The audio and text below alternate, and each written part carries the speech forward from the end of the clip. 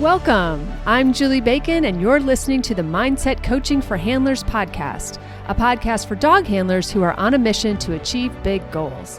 Here I share lessons, insights, personal stories, and tools you can apply during your next show, trial, or test to help you strengthen your mental game and hopefully cue more consistently. Be sure to check out the show notes where you'll find details about the episodes, plus important links, including the link to the Dogged Planner and Workbook created just for handlers on a mission. So if you're ready to improve your competitive mindset, get out of your own way, and connect with your dog like never before, then it's time to get comfy, bring an open mind, and work your mindset. Hey there, and welcome back to the podcast. You probably know by now how strongly I feel about taking breaks, not just for our dogs, but also for ourselves. So I'm taking my own advice. And for the next few weeks, I'll reshare the most popular episodes from this year, aka season 4, and I'll return in January with all new episodes. In the meantime, keep working on your mindset skills and have a fantastic time this holiday season. Enjoy this remix. Hey everyone, welcome back to the podcast. Today I have Cara back with us from her Startline podcast. If you're not listening to her podcast, do that. And today we're going to talk about rituals, but also we're going to talk about crate to gate, which sort of happens within the rituals. So first I'll let Cara say hi and introduce herself. Hi, Julie. Thanks for having me back. I am off a whirlwind trip, travel, follow judge, bonanza of agility. So pardon me if I slur my words, and also I have a puppy. So yes, and again, worries. I'm behind on recording my podcast just because life has once again gotten in my way. It as life tends to do. Yeah, but because you're ritualistic and you schedule me, I show up for this. That's right. I did. We scheduled this a couple of weeks ago, even trying to keep and I both told of you, ourselves honest. You left it pretty open and flexible for me. And I said, if we don't put something down, it's not happening. Yeah, I think that goes for a lot of our lives, actually. So no worries there. So we, of course, can talk about any topic for any amount of time because that's who we are.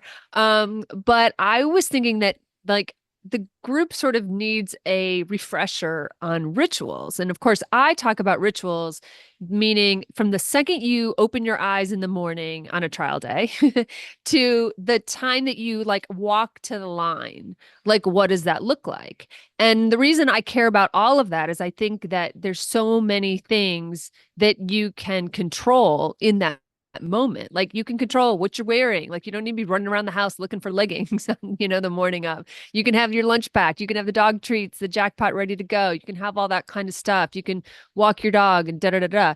And you talk about a lot, specifically, I should say, honing in on the crate to gate aspect of that.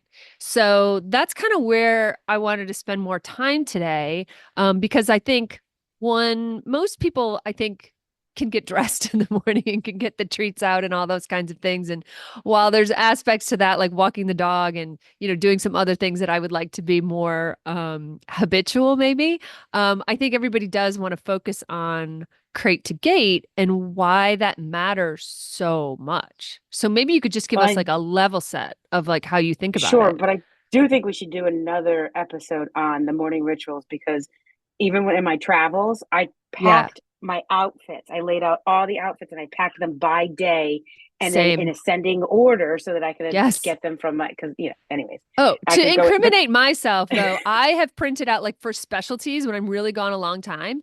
I went to the extent, and I don't care who laughs at me, to print out day words on cardstock. So it literally says Monday, Tuesday, Wednesday. So that when I'm packing, it's literally my pants are folded around the shirt and the bra and everything, right? And then just slid into that stack. Oh yeah. Well, here's what it boils down to, which we could talk about another time, but this will lead into crate to gate is I think it's related. The morning rituals or the life rituals, the getting your jackpots ready the night before, ordering your food, all that stuff. Because I do raw, so I have to order food in advance. All of that is setting yourself up for success. And I think the crate to gate is setting your dog up for success. And that's giving them they have to think less, they have to process less stress, they have to, they can live in this world. We know that dogs pattern well. So if you've Right. created this pattern and your dog is like, oh, we're in that pattern, cool, I know what to expect, Exactly. then I think you're just taking your morning ritual of setting yourself up for success so you can wake up late and still survive because you packed everything, Yep. and you're setting that to your dog's ability to be successful. You're reducing as many variables as you can for them to have issues. And there's always going to be issues. There's going to be, you run out of cookies because next five people butt in front of you because they have conflict, Yep. Right. or you have too many cookies and you don't know where to put them and you're like panicking because you have the table's like 5 feet, 100 feet down the other way. There's, or the gate person's like, don't put cookies there. There's a lot, there's a lot that can go on that can mess with your ritual, your crate to Yeah. gate ritual. But I think having one, and I spent a lot of time with my first dog figuring it out. Then I Same. spent the next few dogs figuring out what was best for them and trying different things. I had no concept of a crate to gate ritual with Debbie, zero. And then I had to figure one out because we had so many issues along the way. And with her, and I always say this isn't for everybody, but it's something to consider. We're generally taught, this is a blanket generalization, that you should have some kind of food to keep your dog's attention on you prior to the gate. And Hmm. either if you have a dog that stresses up, which they get really crazy or anxious, you're going to ask for calming behavior, sits and downs and looks. And if you have Yep. a dog that's kind of meh but won't play with toys and you need to get them ramped up, you ask for fun like spins and jumps and high Right. touches. And Yep. I was so taught all that's that too. right. So that's kind of what I think a lot of us are taught in our agility classes. And that's commonplace. And there's absolutely nothing wrong with that. And that is the meat and potatoes to a lot of people's crate to gate routine. I do think that if you're having trouble inside of the ring or outside, but if you're specifically having trouble inside of the ring, you need to step back and back chain, right? When we mess up a sequence, was it that obstacle or was it the four obstacles leading up to it where you didn't set your dog on Right. the right Right. line? So this is the Yep. same thing. Are the issues that you're having in the ring, specifically if you're dealing with any kind of stress or a dog that's very different in training versus trialing, what are you doing to set them up for success prior to getting into the ring?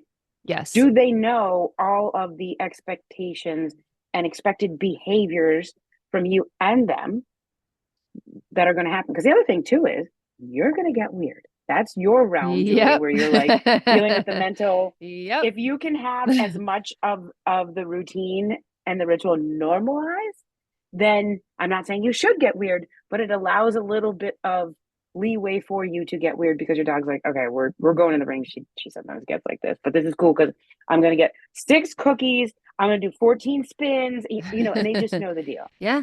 Right. So, Right. but I think it really starts.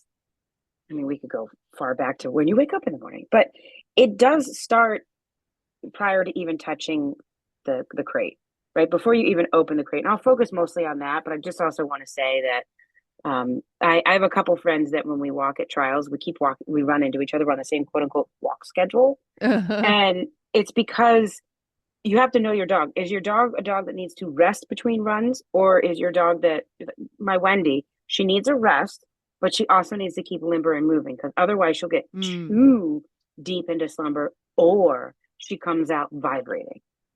And Okay. so I need to make certain that her needs are met. And Yep. so I have pre-trial rituals for her that have to Yep. set her up for success. And I had to do it this weekend. It was a little tough because I was staying at an Airbnb that did not have a fenced in yard. Mm. And not that I need fence, but we were on this like No. busy road on a hill and a mountain. It was weird. It was weird. Right. Uh, so, and I did find a park nearby, but on Saturdays it was fairly busy. And regardless, I need to have about 5 to 10 throws of her ball.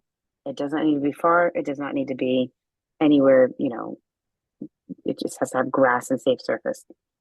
Because if I don't, no matter how good my ritual is from crate to gate, Wendy has an edge that I can't get off of her. Yep. Yeah. And she will pick lines in the course because paying attention to me is overridden by the need to run fast and straight because she's a boxer and Yeah. they were bred to just run fast and straight and take down something. And so Yep. she's not going to take down the judge or anything like that, but she wants to run fast and straight and see stuff. So Yep. I have had to work diligently before I even put her in the crate to take that edge off. Right. Then when she comes out of the crate, I have had the flip side. I have been lately messing around with kind of, I guess this is the realm of nutrition. And I won't go deep into Mm-hmm. this, but I need, when Wendy gets because I've taken this edge off, and depending on when the class is, if it's 45 minutes from when I've run her, we're usually solid. She's good. She's had the edge taken off of her and she hasn't fallen into a deep slumber. But if I take the edge off and I show up as worker coordinator and I have to work 2 classes before I even run, so she's Yeah. down for like an hour and a half, 2 hours, that is too much sleep for her. And Ah. she's Yep. tired. So I have found through various friends, we've tried little honey sticks. Oh I would give yeah. her little honey Yep. sticks. Yep. Yep. Now I found these and this is just for me, but just because they have honey, goat's milk, blueberries, some kind of other sugar in it. They're made by Honest Kitchen. They smell like little blueberry cookies. They're delicious. I can, post and everybody. I'm not promoting the product, but I'm just saying I found this cookie that represents to Wendy, wake up, get up. She gets one Ah. for coming out of the crate. It has all the little nutrient packed, quick glucosamine energy that she needs. Okay. And it it it's like this, I don't know, bridge, this gap that communicates to her, we're about to run and I need you on point. No Hmm. sleepy Wendy. Yeah. I think I need the So name of that product. yeah, it's made by Honest Kitchen. They're great. And they've been sold out on Chewy forever. So I think I've told too many people. Oh, They have a funny. peanut butter version and a goat's milk version. They're great. Well, Vanilla, and it's I've like used vanilla. Perk Me Up, is the other thing Yep. Nature's Pharmacy sells. I've used Perk Me Up for sure, which is like molasses and a bunch of Yep. sugars. And in a pinch, I've just grabbed a bunch of Nutter Butters Yep. for I've done that. that. I've done bananas. I've tried a whole bunch of things Yeah. and I think they all worked, but I don't always have banana chips. And I wasn't always, it was hard to always have these things. I found that these Right. treats I could always have Yep. and they were easy. They were in my bag. It's something that works for me. And that's the other thing with your ritual. You might find something that works for your dog, but if you're going to let them down, like banana chips, I was sold on banana chips because they seem to work and they're so cheap. You can get them at Trader Joe's for like $1.50.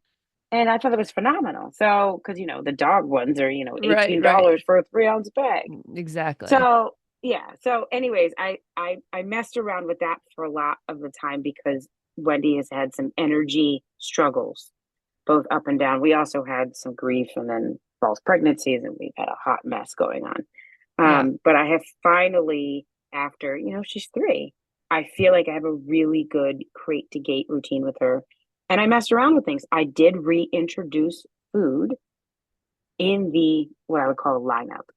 So Okay. I am not, depending on the dog, a proponent for what we were taught. Have that food in the lineup and get your dog's attention. And the reason is, I agree 100% that having food in a lineup as part of your ritual does get your dog's attention and does build pattern and all that stuff. However, it does not help fade or make it any easier for the transition from line to inside that gate. Well, my thing about food is the food is neutral, but I feel like the people, the handlers, are the ones who need the food because they're Yes. comfortable. Like if you watch handlers, and I've done it, I've been that handler, so I'm not judging. This is like I've done it. And I'm When not you saying it's right or stand wrong. there, I'm just saying correct. But some of us use it incorrectly. right. And I've been the handler who's standing there, not looking at my dog, watching what's going on in the ring and Just feeding. mindlessly feeding so Yep. that they're behaving, right? They're doing what they're just sitting next to me and I know they're not getting in trouble, whatever trouble looks like, because there's dogs around or whatever. And I'm watching the ring. Basically, I'm admitting that I'm using it in cases where I'm disconnected, but I need my dog not to leave. So I just become a human Pez dispenser and just mindlessly feed. What am I feeding for? Nothing. Really, I'm feeding for nothing. I'm feeding for like the dog's just sitting there. And so I think that it is a crutch.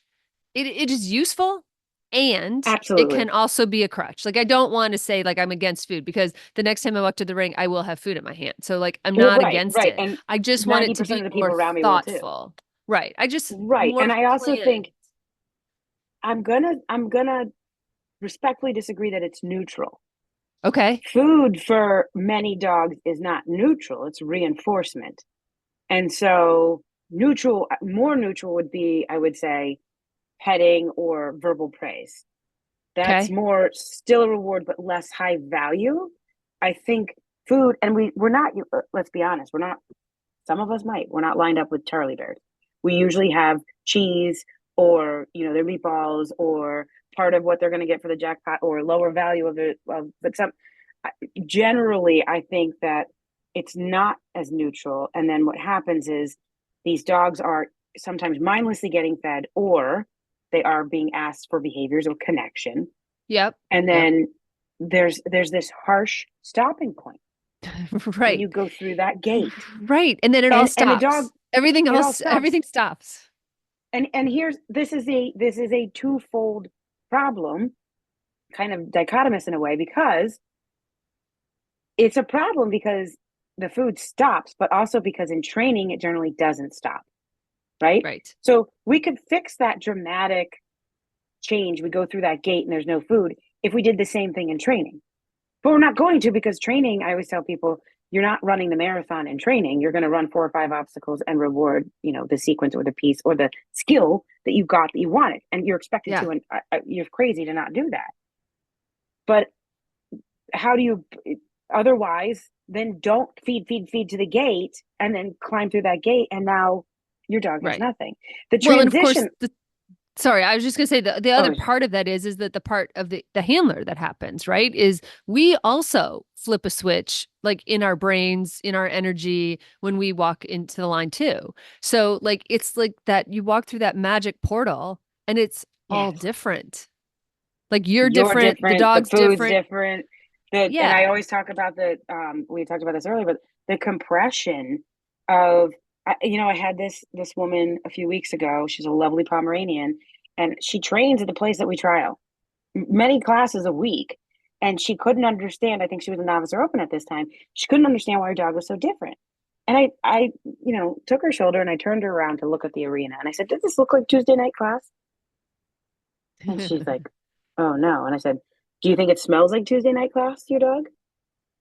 "Oh no." "Do you think it How- feels like so?" right, the So energy, yeah. yeah, I Yeah. think I and I know people know this. We just go into. I mean, we've all heard somebody come out of the ring, and we've said it ourselves. I don't understand they'll do that in training. Why won't they do it here? And I think it's because we can bring this back to our crate to gate.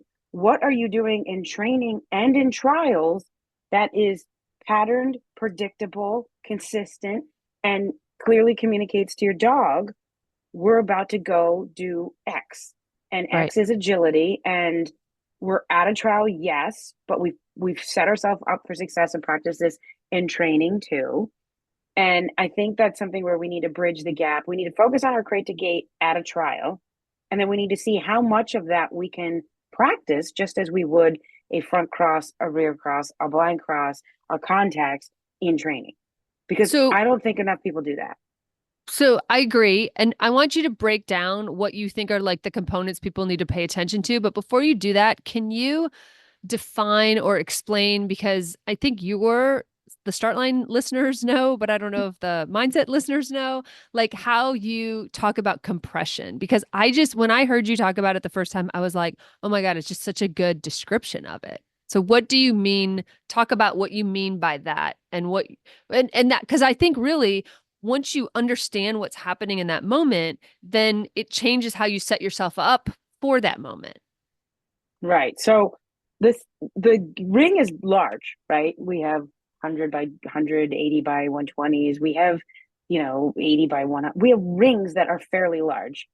And but we have a very compressed start line. We have 15 to 20 feet from the ring barrier to the first obstacle. We And smaller have for obedience and rally and some of those other things. right, Yep. right. For obedience and rally, sometimes you're walking right into a judge. Yep. Yep.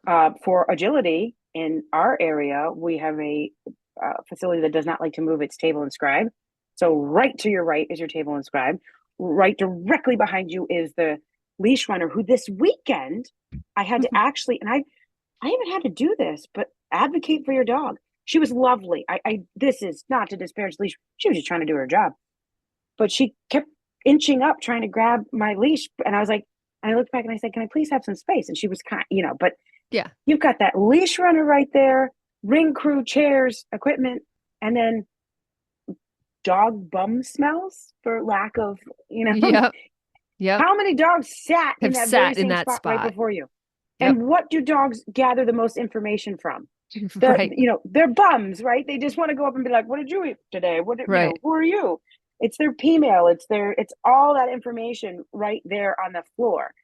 And, sometimes there could be bitches in season. I don't know if I'm supposed to, but whatever. There's all kinds of stuff there. Yep. That's the physical. Then Yep. you have you, you Right. now. And I was even aware of this weekend. I was trying really hard. I wanted to get some double Qs and get some points on the board because my dog's going down for a spay. And I got the butterflies in my stomach. And I was like, Kara, you've come to this line literally thousands of times. This is not a Macapac. This is not a Julie Grant. This is nothing. And you're amongst friends. Like Right. there's like no stress. You're not. And I still just got all weird. And I know my dog feels it. And I know, 100%. so I just had to Sure. go in there. And this is where now I'm at the gate. This is where my gate ritual helps me because I've recently switched collars because there's this collar maker near us that makes these phenomenal collars, but they're slip over the head. And I had previously been leaving a collar on Wendy, but I'm not a fan of that D ring going click, click, click, click, hitting on her Mm-hmm. plastic bit. Mm-hmm. Um, but I used to hold the collar and then put my hand in front of her face like a race car and just be like, wait. And I had to figure out a new way to do that because she seems to really like that because Wendy does stress on her start line. I have an incredible lead out with this dog. But if I use it, she doesn't come off the line. She doesn't like it. Got it. All right. So finish the So, compression because I think that's yeah. getting So into some good, juicy, great So we gate walk stuff. in. Now we get in the dog's face. We have to somehow take the leash off. Now I know some people can carry their dog in, take the leash off. Some people get the dog in on leash, pop it off right away. Those are all great suggestions. I have a very powerful 63-pound dog that would visit ring crew if I did that. I have to set her up, get in her face to lean over her somehow, some way, and take her collar off. So now we've got more, if you want to think about it, the compression, it's just pressure being pushed in from all these different angles, Uh-huh. right? Uh-huh. I'm drawing like a ball with my Yep. hands, but you can't see. It's a pressure cooker. Yeah, it And is. And you think about all that happens in like less than 2 square feet, right? Like right. all of that comes down to this moment. And, And you're you know, panicking, you're looking to see when to come in, make yeah, sure you get it at the right time. Did you get the go? I was in a very busy right. touring and I was looking for I didn't hear the go. So I was looking to see the 60 on the time thing, but each ring's different. I couldn't find the time thing. The judge is like, Right. hello. I'm like, I'm I know, I was trying I'm to sure go. that judge was too. Yeah. So it's just you have the dog has this compression physical environment and you have this time crunch of get in there. Also, the dog before you might not be great. Yep. I've had to watch dogs before me. They could either be my dog's best friend or a nemesis, and I have to make certain that they get control of that dog while at the same Yep. time not upsetting the judge, while at the same time they have their dog on leash. Where's the leash Right. runner? Where is the table? Does the table know that Right. this is my dog? There's so much that happens in less than 30 seconds Yeah. and so much, compression. So you walk into this big open ring that's really just one tiny little stress ball. Yeah. And I love the way you talk about it. And I think that more people should like kind of break it down like you're doing, right? And almost like sit and journal with like all the things that are happening in that moment. Because I think that as handlers, we don't appreciate what it takes to walk from the opening of the gate to the start line. Could, and like you said, could be 15 feet, could be 3 feet, depending, and like all of the things that happen in that moment. And we don't give it enough credit. And so therefore, we don't practice it as much. We don't figure out, well, what are the things I can predict? What are the things I can take out of it, make easier? So we just don't realize it. So thank you for breaking that down. All right. Well, So I think a lot of now, it, sorry. yeah, the components. Yeah, we'll get Yeah. into the components, but I think a lot of that also has to be knowing the components and advocating for your dog. So I Yes. would say there's four components. We have the opening the crate and coming out. We have the lining up, and then we have the it depends on the I go to a very specific place that has you line up and then you're outside the gate. So I guess this could be three components for normal Oh. people. Like this weekend, it would just be three components. It's a crate, Right. you wait, and then you go through the gate. But Yeah. where I trial a lot, it's a get, you come out of your crate, you go into literally, it's like stanchions Well, at and is a there a practice jump in there, like for those or warm no, up? no. So Right. this is where this is a COVID residual. We actually like it. Mm, It used to be the cafe. They line us up in these stanchions. We zigzag through, and then you have your right outside the gate, ready to go. Pressure of the people, the dog behind you, the secretary's dog over in the corner. Like that's where you have that. So I guess there's technically three components, but four if you have this pre lineup issue got it. because the cafe in my area is a problem for a lot of people. And when I'm gate, you'll find some hiders. They'll avoid the cafe.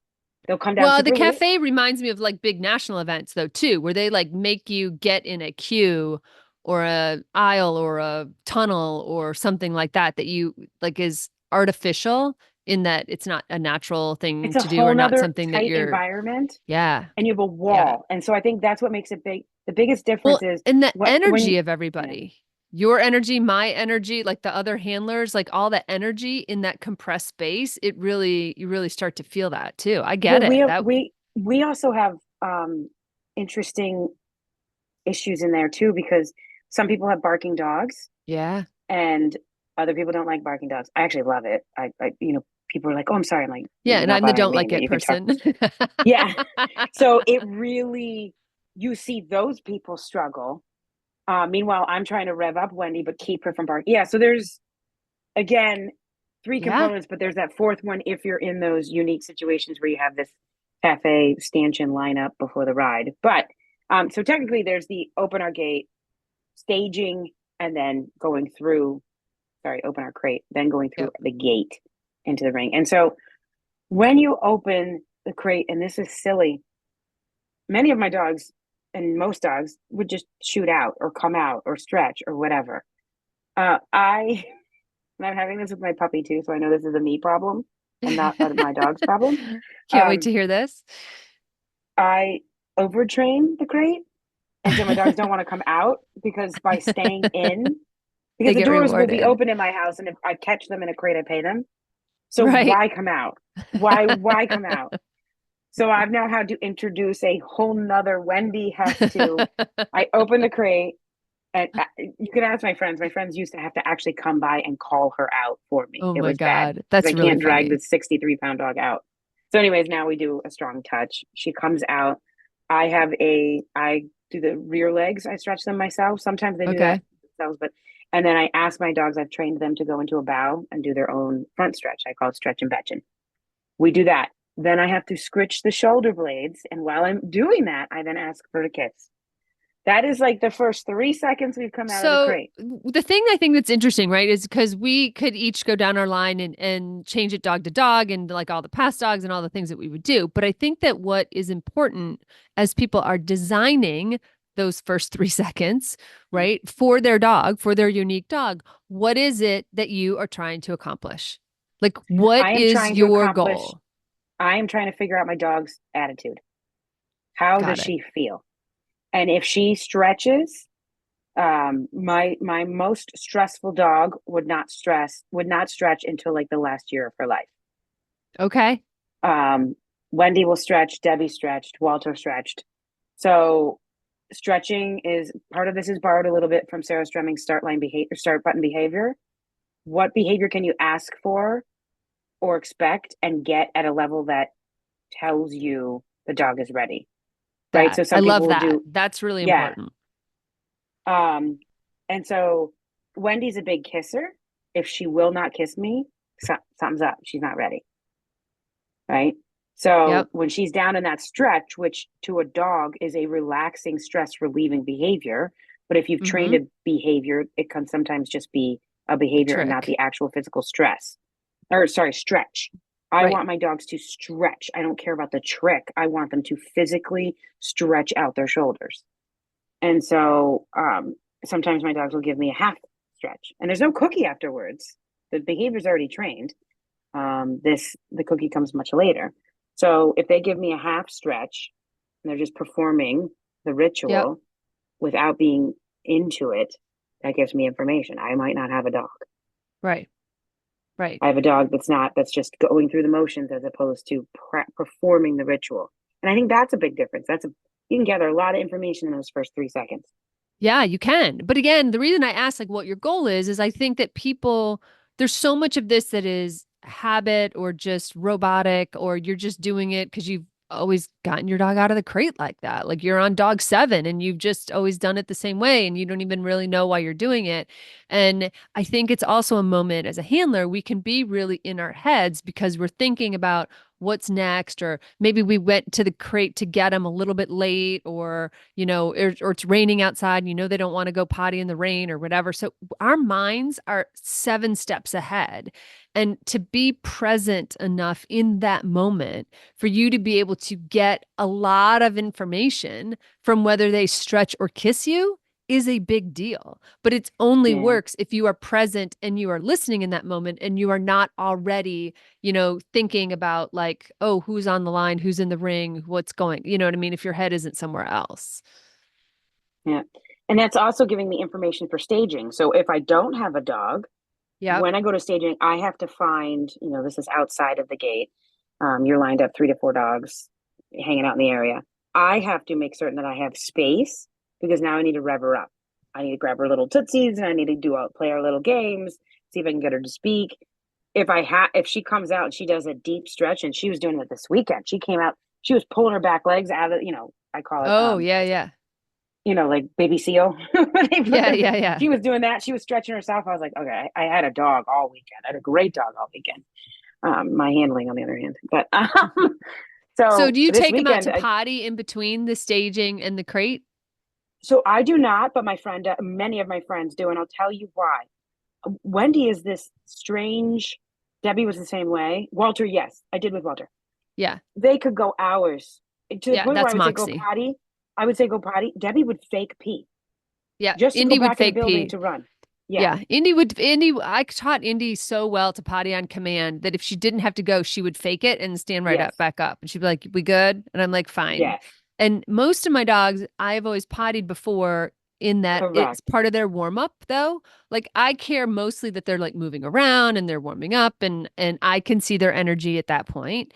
But Moxie will not potty beforehand. I have a feeling Kelsey, my puppy's going to be that way too. But right now she's just so distracted. She doesn't know. She's like, "Oh, is that a bird?" Like she doesn't know anything.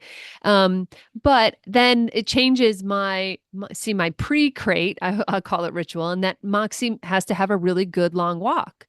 And it can't Yes. be 6 hours before she runs because I know that's the walk she's going to potty on, not before she walks in the ring. So Yes. And I yeah, so definitely now do have that's a different. pre coming out of the crate routine. Yeah. I walk because if she's in these deep slumbers, because Wendy's just a hard sleeper. She's just Yeah. because she goes hard, she sleeps hard. Yeah. So I will wake her up. I try to do it within 45 minutes to 20 minutes prior to my run or my Yep. walk, depending on where I am in the line. If I'm close in the line, I'll do it before my walk. Sometimes I'll do the walk, and then if I have 45 dogs ahead of me, I'll walk her first, right after the walk, like right after the walk. Let her settle for a little bit and just kind of chillax, but not fall back asleep, Mm-hmm. and then do my crate, take her out, stretch her kind of thing. So yeah, but potty does not happen in between. But my friends do it, and Walter, I always had to. I had Yeah. to go downstairs, but he didn't take long. He's a boy. So, Well, and I know a lot of dogs potty right after because again, a lot of times and even in humans, when you have to pee, it can be a release of adrenaline.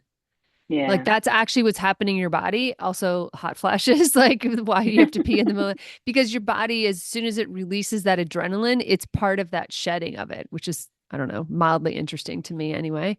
All right. So yeah. staging, go to staging. Staging. So, depending on what dog I have, the information that I've gathered from my stretching and Yep. my kisses, I'm either doing relaxing massages. I do her shoulder blades and they go down, and I whisper sweet nothings in her ear and tell her she's amazing, just because that makes me Yep. feel good. Yep. Because I'm like, look at this incredible beast. Or I don't have a dog and now I need a dog, and I'm grabbing her feet, I'm making her bark, I'm rewarding her with tugs, and then she does this thing that people got to see this weekend. She tugs so hard she'll flop herself down, and then she loves to be dragged on the turf. Loves it. And a lot there were people there that know me in New England but didn't know me in Pennsylvania, and they saw me with Wendy and they're like, "What are you doing?" I was like, "I know you didn't see me do this in New York because we can't do it on the cement floor that right Oh, before right, right, the right. different But she's like, ooh, each." turf. Yeah. Yeah, so my staging routine will change based on the environment in which I am in. Right, right. Which is hugely Um, important. it's hugely important. You've got to know where you are, and that's why going in early and seeing the setup and seeing where you're going to be staging and what the ring space is like. You know, in New Hampshire, there's very little ring space. You've got the cafe, so you've got to figure out everything in there. When she's active, and I like to do her spins and get her, I have to be careful because the cafe is tile floor, and they have Oh, these little right. patched rugs, so we have to be, we have to hop to our Yeah. little rug.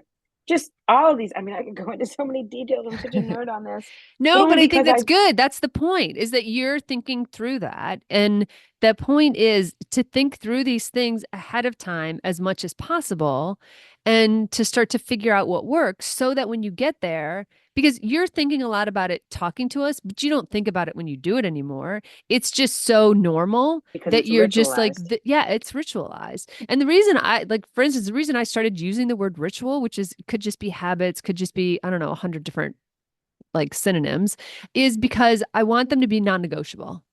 I want them to be so important and that no matter what, you are going to do your rituals or whatever. So like that's what that so yeah, so you're doing all these non-negotiable things, most of which just comes easy. You don't even think about doing. I mean, I ask handlers all the time when I coach them, I'm like, well, tell me about your rituals. And they're like, well, I don't know if I have any. And then they tell me what happens. I'm like, you have them. You're just maybe not thinking of them. And the trick to me, the only difference is when you think of them as consciously as you were thinking about them and you're describing them, you're fully present. So they're meaning more, and therefore they're having a greater effect They actually versus as become dispensering your way feelings. through. Right. They Yes. actually become feelings. Somebody said to me the other day, Huge. "Oh, we were out socializing the puppies in a baseball field," and my friend was like, "Should we get back?" And I was like, "No, we're okay." And we were there, and I said, "Okay, we should go." And we come back, and it was like 10 minutes before the walk. She goes, "How'd you know?" I said, "It's just a feeling. You Yeah. do this enough that you just feel it." And so my rituals are important to me because I need to go on feelings because thinking sometimes is hard. Right. And if I can remove the thinking and save it for good lines and handling in the Right. ring where it matters the Right. most, then we talked about this earlier with Steve Jobs always wore a black turtleneck and jeans because he never had to think about what he wore in the morning. Exactly It was right. one less thing for him to worry about. And so for me, my ritual and knowing it and gathering the information from it helps me process what I need to do in the ring. Because that ritual, the coming out of the crate and the staging all tell me what's going to happen inside the ring, Yeah. right? If I have a poo poo dog or she's too tired or I have a jacked up dog, that's going to give me information about my lead out. Because when I do a walkthrough, I'm planning for, do I have a lead out today or do I not? When she's Got jacked it. up, I can lead out for days, right? I got some lead outs this weekend because she was jacked. When she's poopy, no, I need to not, I need to run that line without, she Yeah. needs me beside her. So So that brings up a I'm great point. gathering that So information. what do you do when it's not going right? Like what do you do when you get through your staging, you're mostly through your cafe or whatever, and you're like, oh, I don't like this. Like for whatever reason, whatever the feedback, whatever reason, whatever energetic reason that you're feeling, like what then? Because then you're right. You at a point they're going to push you into the ring. You're going. So you have to be strategic. You have to find this out early enough. For me, it was people are always motivating to my dogs. I have boxers, they just love people. So my Phoenix, who would often get very sad, I would note where her people are, and I Mm. might have to go up to like the gate might be one of her people, and she had like tens of 20 people, and I'd be like, "Can you poke? Can you?" I would call it spice. Can you spice up beans? And so they would be like, da, da, da, and they give her little claws and whatever. Because when I try, she's like, no. So I Now. would find her people, right? Okay. With Wendy, if I'm touching her footies and that's not working, I just go let her say hi to somebody, right? Because she'll just wiggle up. I'm like, I'll sometimes go up to the gate, like I'm looking over and I'm at the leash. say, Yeah, and sort the of. gate people, they're all dog lovers and they're like, hi, what was in your face? And she just loves that. It's like Right, they don't even know they're doing it. I'm not being one of those rude people letting my dogs in other people's dogs' faces. No, I'm going up to right. a gate steward who is generally should be a dog A friendly dog person. person. Yeah. Yes, and they're inadvertently, or sometimes they're like, "Oh, is it okay if I pet?" I'm like, "Pet away." So that is specific to my breed and my dog, but I find that's my emergency outlet. When I get down there and I go, "Oh crap," and I say down there because we have those stairs, it's Yep, canine country. I figured. Um, I when I say that, I'll be like, "Okay, I don't have a dog," and I've said that. I found that if I say I don't have a dog, that is very bad for my mindset because then I Mm, project on myself and sure. my dog that I don't have a Exactly dog. what's going to happen. Well, and you And then my dog's project like, all the way through the course, right? yes, You're already at the finish line because you're like, I don't have a dog, therefore I might as well just walk to the out gate because it's not going to work. yes. So the And then you worst thing you run can under do is that acknowledge brain. that. The best thing Yes. you can do is go to default behavior, and that might be you move from cheese to sausage, or you give a higher rate of reinforcement, or you ask for their favorite trick where they roll over or play. I do bang with Wendy a lot. She loves that to flop her body down. That takes her out of a completely different mindset. So you have to have default behaviors, and you have to find out early enough, you know, Yeah. that whether you have that dog or not, or what type of dog you have, the um, morose or the, jacked up, Yeah. ready to go. Yeah, it's interesting. I'm doing an online class right now for obedience. And it's interesting because these exact behaviors and this exact conversation is coming up. And in agility, in a way, we are blessed in that we have a lot of time or cursed, right? But we're usually sort of hanging around the ring, five or so dogs out. In like obedience, I mean, sometimes they're in the ring for 5 minutes. So the last thing you want to be Yeah. doing is being lined up for 10 dogs. My God, it'd be like, an hour, potentially, right?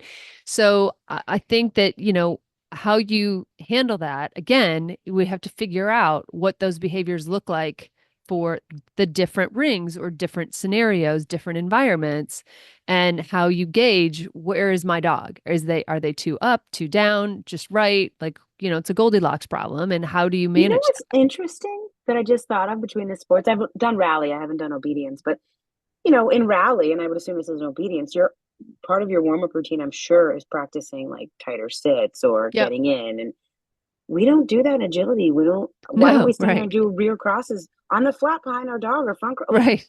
that's just silly. Right. Just sorry, just We there's my no, but mind it's for you. true. It's so true. And what's funny is I think that in obedience, when I watch people and train and they're doing all that kind of stuff, I think, well, God, I hope you're not fixing it right now. Do you know what I mean? Right, Because I right. do feel like I've watched it and I've known that I've had a weakness, so I go and I work that weakness, right? And often it happens in rally because you can practice the actual, like you walk the course, you know what the signs are, so then Yeah. you're over there practicing, your backup or whatever, and just trying to like get it at the last minute. And you're right, with agility, I don't think like, oh, I'm gonna have a problem with that rear cross. I better practice it real quick. But even just And running through it in your head, I might try this. I yeah, think it would be good for your mindset because I always preach to people, well, some of particularly us my call it students. visualization. Right. I have a lot of students that have trouble visualizing. But if Yep. you just visualized and took the course and shrank it, sat your Yes. dog and said, Correct. okay, I'm going to front cross here, I'm going to rear cross, and just moved around them, Oh, they're I going to be do like, that. okay, Like I don't. I see what I But do I is think more I'll walk should. I walk the course a few times and then I think I got it. Then I'll go stand at the end of the ring and I'll do that Yes. And sort I of do weird that. I do the fancy construct, thing the by conductor. myself. Yep. And then if I get stuck on a certain section, like it's not flowing easy, then I'll go back out and walk that piece. Yeah. No, You that I know? do. I'm talking about with your dog and staging. Yeah. I mean, I do See, it. I do that. I absolutely do that in my walkthrough. I finish after like 6 minutes. I go in some corner because usually they leave like a chunk open, Sure. and I'll close my eyes and make sure if I can't, then I peek. Then I close my eyes again, and then if I still can't, then I go back out and walk it again. Yeah, Yeah, no, exactly. but it. I don't know. I'm not Yeah, I saying think it's because good. you and I. Yeah, No, no, I was gonna say, I I think it's good. I think that the danger is, for me, is that make sure that you're still connected to your dog. Because when I do that in the ring, and when you do that in the ring after we've walked, I don't have a dog to worry about. It's just me. I'm Right. getting it in my head. So when you're doing it with your dog, I love the idea. Almost like I've literally told the dog the course, right? I've literally sat there and I've been like, and then it's a rear, and then we're doing this, and then it's tire, and then we're gonna do the A-frame, and Yeah. then gonna go up and da da da. And I swear the times that I've done that, whether you talk through it or you envision talking to your dog, my runs go better. Now, is it the clarity that I have in my mind? Is it working because my dogs pick up on all of these things and more than we give them credit for sure? Like, what is working about it? I don't know, but it works. So keep doing it. Yeah, no, I just had that thought where I'm like, wow, those because you were talking about Mm-hmm. how different the Yeah. sports are, but we don't do that. Yeah. But yeah, yeah. So information is gathered. I have my default behaviors, and then it's like, okay, game time. You're being called into the ring, and I think every single piece of these comes with a caveat of too much time or too little time, right? You could Yes. open that crate and be ripping your dog out and have to go, or you could be opening that crate and stalling and taking a little bit longer because you know you opened it 10 dogs Too instead of the seven you wanted. early. Yeah. Right. So I think that's important too, because the more we can be consistent with our dogs, the less they have to think this is different. We don't want them to think anything's different but the environment of the day, right? We want Right. them to just know, like, oh, well, this is the lead up to going in the ring and doing this stuff. And then you have the going through the gate. I hope and wish that more people would be more mindful just physically going through the gate. How many times do you see somebody like cut their dog's tail off or beat their dog in the face with the gate? I'm like, I guys, know. what? You see these dogs like they're scurrying back. It's like that's Yeah. a stressor for your dog. Yes. Be Yeah. mindful of the damn Yeah. door. They're like, oh, I wonder if my beloved owner will try to hit me with this thing before we walk to the Yes. line. So, if you're having a little bit of stress with, I would just first start off with how you getting your dog physically over the threshold. Well, and here's an idea, right? Have somebody, I mean, everybody's got their videos running, right? Have somebody Right. video and start the recording earlier. Like, Mm-hmm. and you watch that instead of like when you get your video, like look away as it's like kind of loading and you're waiting for your dog to get to line. No, watch your video of like you coming in to the line and see what that tells you. Like, where was your dog looking? Where were you looking? What were you thinking? Like, that's actually more information you could be getting. And did you hit your dog in the butt on their way in? Yes. The amount of times I see that, it just, because, up here in the Northeast, we have two different, we have either the MAD or the MAX Yeah. um, gates. And you either have this very thin plastic gate that tends to close quickly and it bites them more than it hurts them. And then you have the MAD one that's like metal and this wood, this hardwood again. It's Yeah. big, it's Well, substantial. and you sometimes you really have to push the mad one. Like that's the one I'm Yes. used to too. We You I have now to know you I have to have to do grab the the finger metal and just, thing. Yeah, yeah, yes, you have yeah, to do yeah, the finger thing. yeah. Otherwise I sit there going, how do I get into this ring? How do Right, I get into this ring? I right. can't And find you're the like joints. Push. Yeah. Got it. Because my adrenaline's starting. So yeah, Right. I No, think I yeah. think the physical, not just the barrier, but the actual gate, I think people need to be mindful of. And are you dragging your dog in? Are you walking beside your dog? Are you sending your dog in forward? I'm not saying anything's right or wrong, but that could make a big difference. Yeah. But The, what's the the people have to energy of turn that around. moment? Right? What's Yeah, the energy of that moment? Are you happy if your dog runs by you and pulls you in the ring? Are you happy about that because they're ready to go? Or do you feel out of control and does that make you nervous? Depends on the dog, depends on what you're going for. It depends on like a million things. That's why these have to be so customized. yeah. I actually, one of the things I let Wendy do to get her excited is I let her go right as we're about to go in. I do not disturb anyone's run, but I let her look through this weekend. It was the Mad Gate, so you have this kind of like Yeah, yeah, those little oval slats. oblong slat, and I looked through. I'm like, you want to do agilities? Are you ready to go play? And then she'll muzzle punch it, and that's a big start Nice. button behavior. I haven't asked her for it, but when she does that, I'm like, we are good to go. Nice. Right. And then I go, no, no, no, it's not your turn yet. And we have this stupid little exchange that like is all happy because now I'm like, yes, I Well, have a now you're dog that wants to relieved. run. I mean, honestly, Yes, sometimes when we get that yes, information back, we're like, oh, okay, phew. Okay, they're here. I have my dog that I wanted, that I was hoping I would have today. Like, great, let's go. Yeah, yeah. Then you walk through the gate. You haven't hit them, so you're winning. you're good. Yeah. And you walk in, and the amount of people that are like pulling their dog's head up because it wants to drive Right. down to that concentrated compression butt Sniffy smell. butt smart. Yeah, Yep. it's just so it, that's where you have to be mindful. And can you walk in? Maybe you walk in on a heel. You know, you have that dog up looking at you adoringly, and you're like, "We're gonna get this. We're gonna do this." Yeah. Because if you go in and you have to manage right away, Right. you're setting You're yourself up for failure and your dog.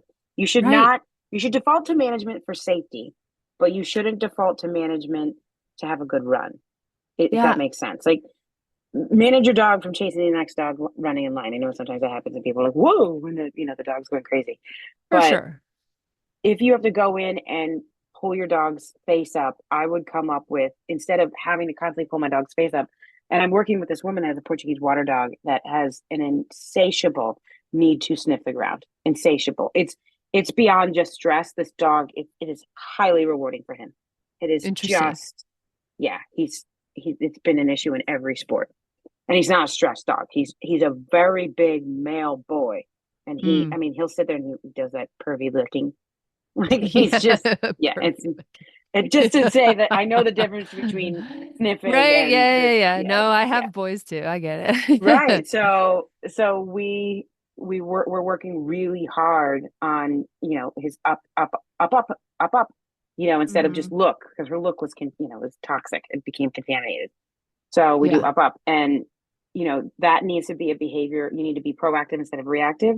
If you know your dog is going to go through the gate and drive down, you need to ask them for an incompatible alternative behavior beforehand, and you need to have taught it and rewarded it, so that Right. looking at you is way more Right. interesting than sniffing. Yeah.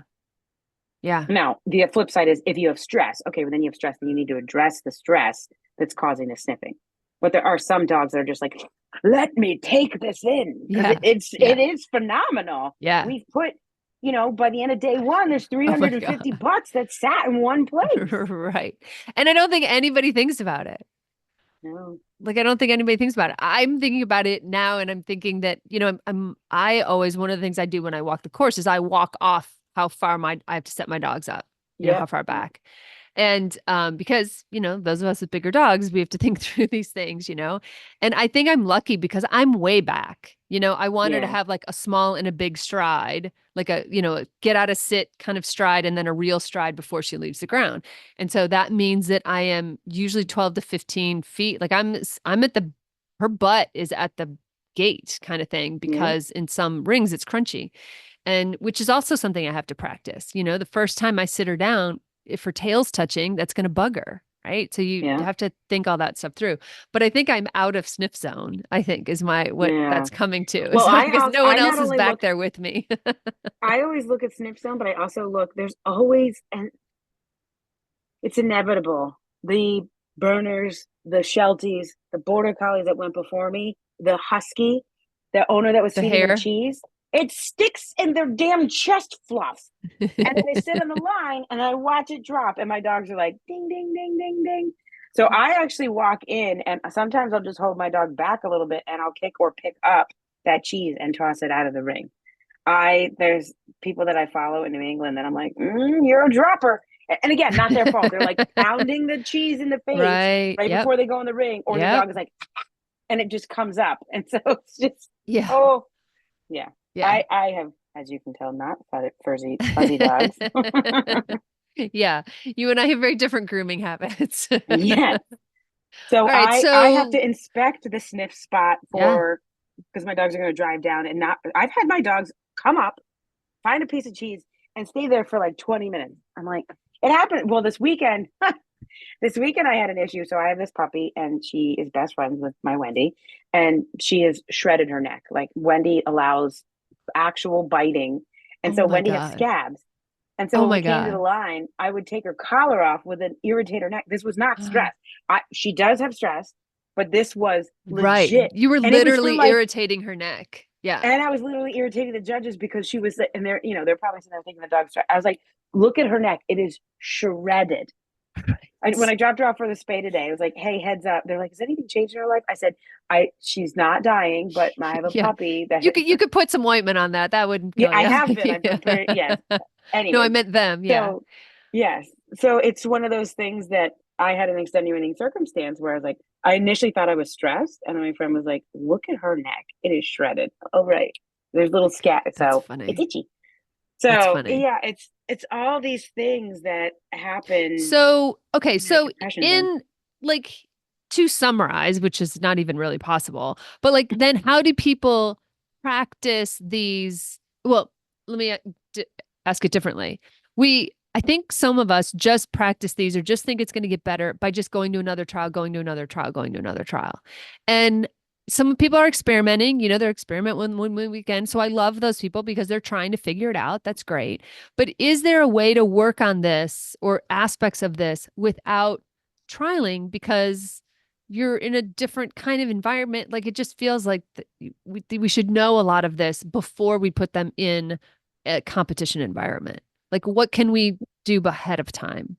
You should be doing it in training, which so few do. So few. And Yeah. you should be bringing a crate to training class, or if you're going to crate out of the car, great. You need to be imagining, if you haven't trialed, do the best you can. But otherwise, if you've trialed a few times, you need to imagine and treat it like you're going into a trial.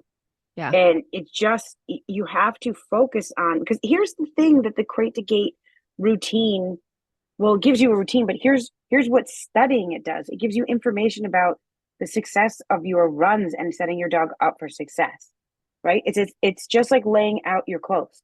If your dog stretches at XYZ point, then you know you're potentially good. If your dog will give you a kiss, then you know you're potentially good. If your dog is, staying connected in the staging area and not sniffing, then you're good, right? If you can get through the gate and your dog doesn't put its head down, you're good. I Yeah. think you just need to be more mindful of what we do from crate to gate. Because if you have trialed a few times and you are having issues, either you just don't know what to do, then practice it in training. Because the more you normalize it there, Yes. the more because here's what Yeah. we're not going to do. We're not going to compromise on. I would never tell somebody to not have food in the ring at training. I scream Right. constantly, give your dog a cookie. So we already know we can't change that in trials, but we can make everything else leading up to that as normal and predictable as Yeah. possible and have Yeah. that be one of the few differences of trial versus training besides Right. the environment. Well, and I think every once in a while in training, if you want to try to run a full course, like from a mindset perspective, I sometimes encourage people to like walk in and run it like you're going to run it in the trial.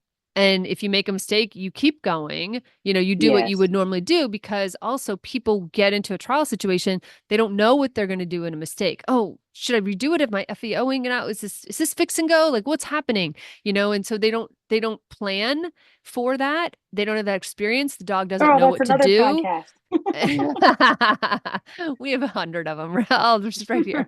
But I think so. I encourage people to like go run it like you have to get it right and try to practice putting that pressure on yourself so that your dog feels what you feel like, what it's like to run with, that version of you and things like that. So, and the other thing I would think that you can practice is your start line behaviors, like whatever those are Mhm. going to be. Like I start my dogs in between my legs and that's just kind of how we get lined up and it's like a physical connection for us and I don't have to worry about what side I'm on, I just but I have to practice it, Yep. and so and now they know that, oh, if this is how we're starting, this is fun times ahead, like because now it's part of the good energy anticipatory response that I'm getting, yada yada.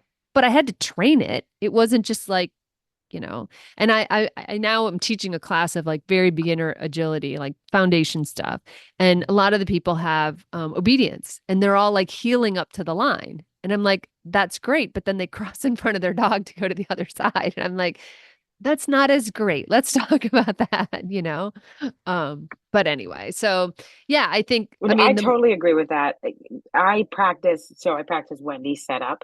yep. Phoenix used to come up between my legs. And I think in training, that's the time you get to reinforce it. Yes. right? So the whole Right. part about dog training is when you're first learning a behavior, you pay it, pay it, pay it. Then you turn to a variable reinforcement schedule where sometimes it gets paid, sometimes it doesn't. It makes the behavior more reliable.